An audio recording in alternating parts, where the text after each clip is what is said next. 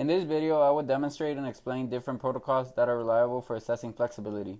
Before presenting each of the next protocols, it is important to perform a light aerobic warm-up for 5 to 10 minutes. I'll begin with the Canadian trunk forward flexion test.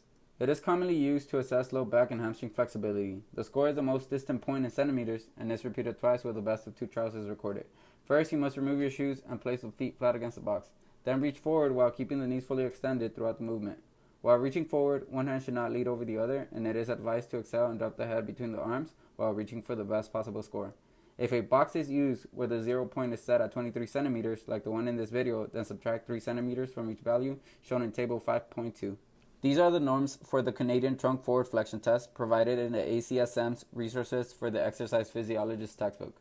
My first score was that of 37 centimeters, and my second was that of 40 centimeters, averaging out to 38.5 centimeters, which categorizes me as very good according to my age.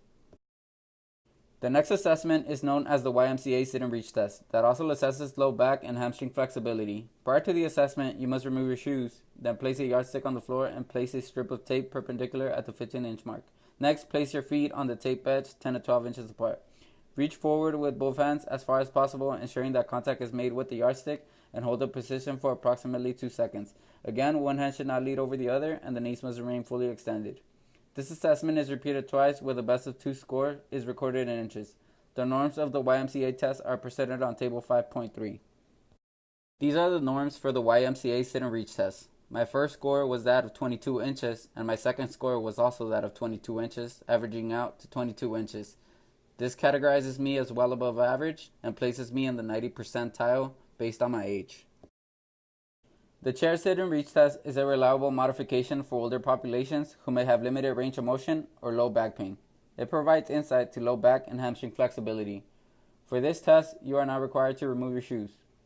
The chair should be 17 inches in height and placed against the wall. Then begin by sitting at the edge, then extend one leg out with the ankle dorsiflex.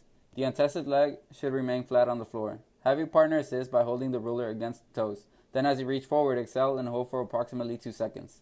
The score is recorded in inches. If fingers go past the big toe, the score is counted as positive. Touching the toes is scored as 0.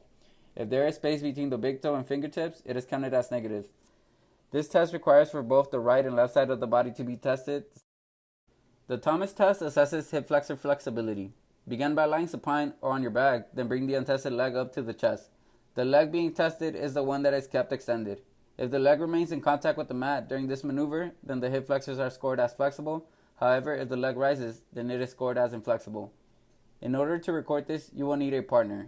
This test also requires both the right and left hip flexors to be tested and scored. As you can see, both my right and left leg remain in contact with the ground, therefore my hip flexors are considered adequately flexible.